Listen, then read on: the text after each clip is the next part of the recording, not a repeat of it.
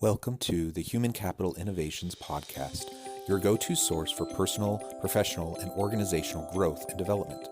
We hope you tune in often for all things people management, organizational development and change, organizational leadership, and social impact related.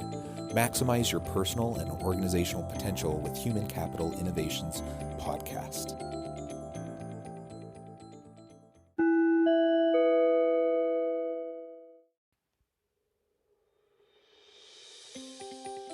Welcome to the Human Capital Innovations Podcast. In this HBR Minute HCI podcast episode, I explore the recent HBR video, How Apple is Organized for Innovation, Leadership at Scale.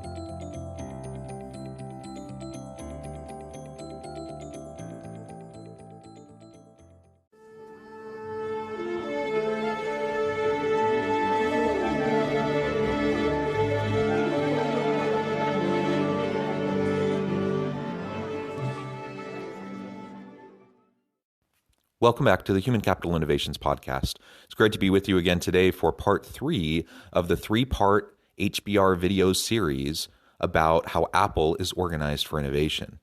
Today, we're going to be focusing on part 3, which focuses on leadership at scale. Deciding on how to organize areas of expertise to best enable collaboration and rapid decision-making has been an important responsibility of the CEO at Apple. The adjustments Tim Cook has implemented in recent years includes dividing the hardware function into hardware engineering and hardware technologies, adding artificial intelligence and machine learning as a functional area, and moving human interface out of software to merge it with industrial design, creating an integrated design function. As Apple has grown, its functional structure and leadership model have had to evolve, and I look forward to exploring the audio in episode 3 of this series with you, along with some of my own commentary and thoughts. Thanks for joining me, and I'll catch you on the flip side of this first clip. Does leadership change when a company grows from 8,000 to 137,000 employees? It does, and Apple shows us how. Apple's way of organizing by function rather than traditional business units has led to innovation and success over the past 2 decades. But there have been challenges, especially with revenues and headcount having exploded since 2008. As the company has grown, its functional structure and leadership model have had to evolve. An example of the challenges posed by organizational growth is the pressure it imposes on the several hundred VPs and directors below the executive team. In 2006, a year before the iPhone's launch, the company had around 17,000 employees. By 2019, that number had grown more than 8-fold to 137,000. Meanwhile, the number of VPs approximately doubled from 50 to 96. This means more details to oversee and new areas of responsibility that fall outside their core expertise. In response, many Apple managers have been evolving and adapting their leadership characteristics. Experts leading experts, immersion in the details, and collaborative debate. When Apple was smaller, it may have been reasonable to expect leaders to be experts on and immersed in the details of pretty much everything. However, they now need to decide which activities demand their full attention, because those activities create the most value for Apple. Some of those will fall within their existing core expertise. They still need to own that. Activities that require less attention from them can be pushed down to others, and they can teach others to handle them. Leadership challenges when you're scaling an organization can be very, very difficult. Now, in the simplest of organizations, when you're scaling, from a small to medium to large size organization, that can be very challenging. Apple was already large when they started to just scale at an incredibly rapid pace in terms of revenues, but also in terms of headcount and customers and product lines. They grew so quickly, it put a lot of strain on this structure that Jobs had put in place and their focus on technical expertise in each of the areas.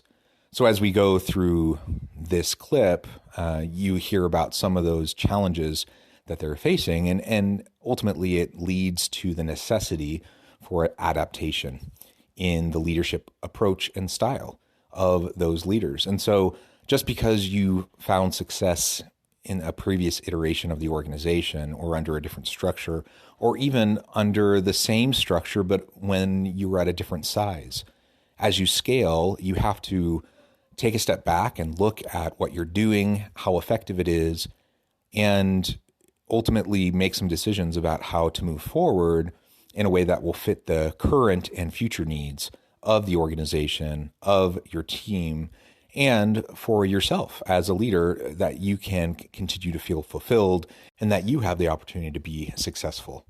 In large part, as that scaling happens, inevitably it means you have to delegate more. You have to empower the people that report to you to leverage their own expertise to drive success and continued innovation. You have to train others that report to you so that they can take on more responsibility and that they can be able to handle it effectively. It's just not feasible for a manager or an executive who had, a team, say, of 50 people, and then all of a sudden that functional area grows eightfold. It's not reasonable for them to be able to handle all of that, and they're not going to have the expertise to tap into all those different areas that are going to be covered within their functional area. So ultimately, this is what Apple had to do and what their managers had to grapple with and deal with. And as we get into the second half of the video, you'll learn a little bit more specifically about what they did in order to make those needed adjustments and shifts so they would be prepared for the growth and they would be able to lean into the change that was before them.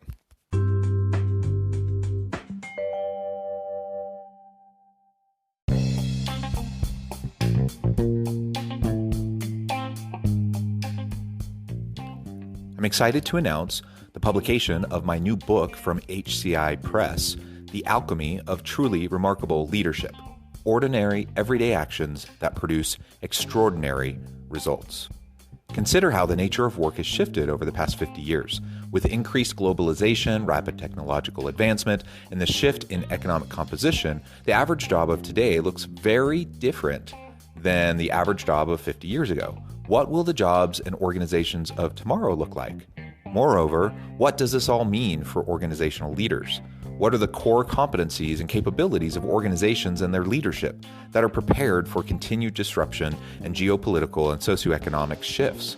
Regardless of what the future holds, increasingly, leaders need to be socially minded, data-driven, decisive, champions of talent, and disruptors of the traditional notions of leadership, teams, organizations, and work. The Alchemy of Truly Remarkable Leadership will help you to explore your own leadership competencies and capabilities and consider ways to apply and implement them into your workplace and personal life.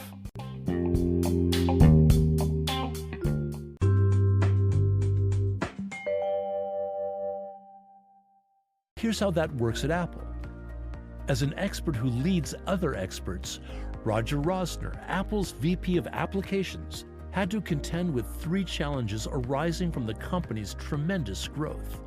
First, the size of his function had exploded over the past decade in terms of both headcount and the number of projects underway at any given time. Second, the scope of his portfolio had widened. Although apps are his core area of expertise, some aspects of these involve matters in which Rosner is not an expert. Finally, as Apple's product portfolio and number of projects have expanded, even more coordination with other functions was required. Rosner had been immersed in details, especially those concerning the top-level aspects of software applications. He also collaborated with managers across the company in projects that involved those areas. But with the expansion of his responsibilities, he has moved some things from his owning box into his teaching box. Now, he guides and gives feedback to other team members so that they can develop software applications according to Apple's norms. Being an instructor doesn't mean Rosner gives instruction on a whiteboard.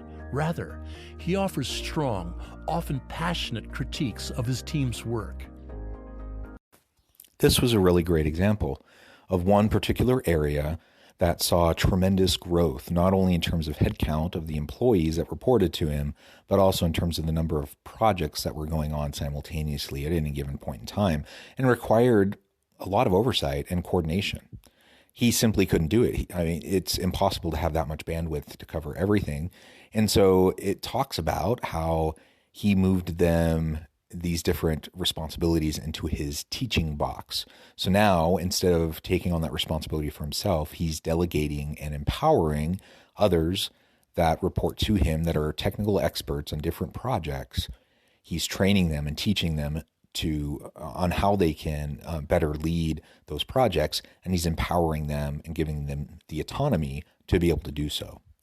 That's the only way that it can function without putting other layers of middle management into the system. And as we know from the first two episodes in this series, that was one of the things that Jobs wanted to get rid of. He wanted to get rid of all of the layers of middle management. Now, could we make the argument that at scale, as Apple grew to the behemoth that it is today, that it needed to reintroduce those? Certainly.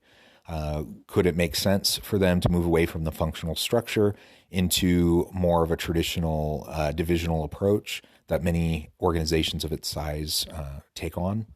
Definitely, that could be a reasonable approach. Ultimately, though, that wasn't the vision of Jobs, and that's not the culture of Apple. And so they've made very deliberate choices, strategic choices, and structural and organizational design choices that have then led into their leadership styles and what it will take for them to be effective. Given a different context, a different set of leadership styles and skills might be necessary to drive success and continued innovation within the firm. But given the current context that they're in, I think this empowerment, delegation, teaching model is one that makes a whole lot of sense.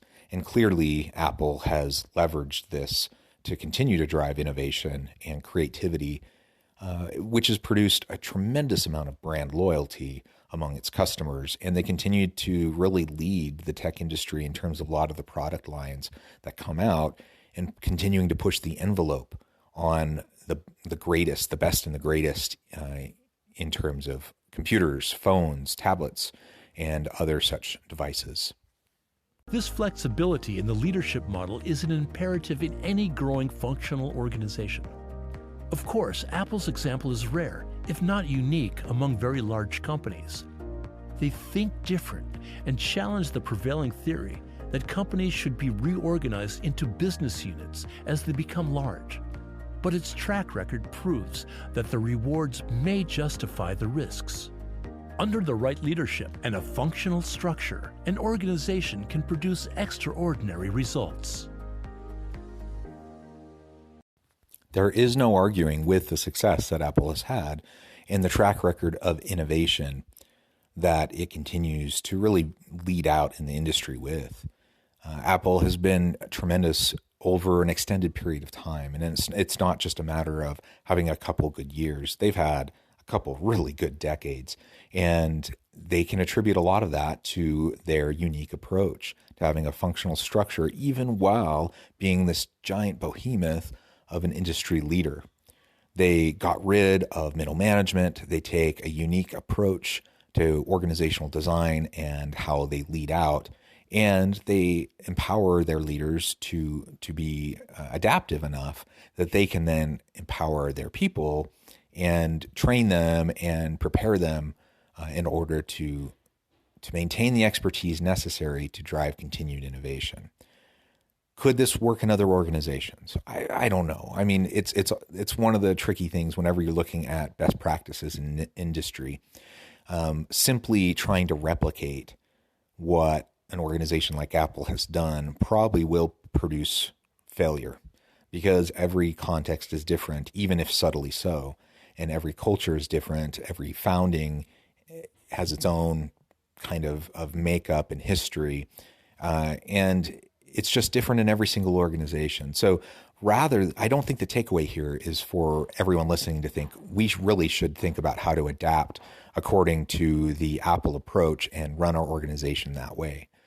I don't think that's the right takeaway, but I think there's definitely some good ideas here that are worthy of contemplation, that are worthy of taking some time for discussion amongst our leadership teams so that we can consider how that might look in our organization. Most organizations need to be more innovative. And unless you happen to already work in one of those highly innovative, highly engaging, highly empowering types of organizations that are just continually leading out in your industry, chances are there's something here that Apple teaches us through its example that could be adapted or applied to be useful in your own organization. As always, thank you for joining me for this episode of the Human Capital Innovations Podcast. I hope you stay healthy and safe, that you can find meaning and purpose at work each and every day, and I hope you have a great week.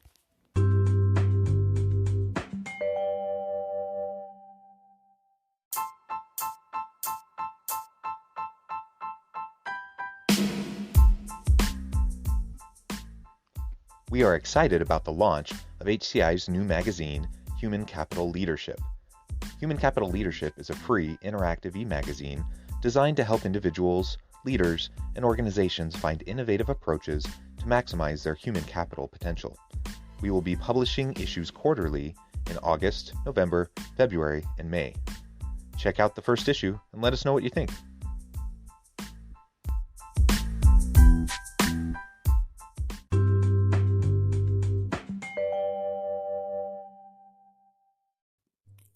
Thanks again for joining us for this episode of the Human Capital Innovations Podcast. I hope you stay healthy and safe and that you have a great week.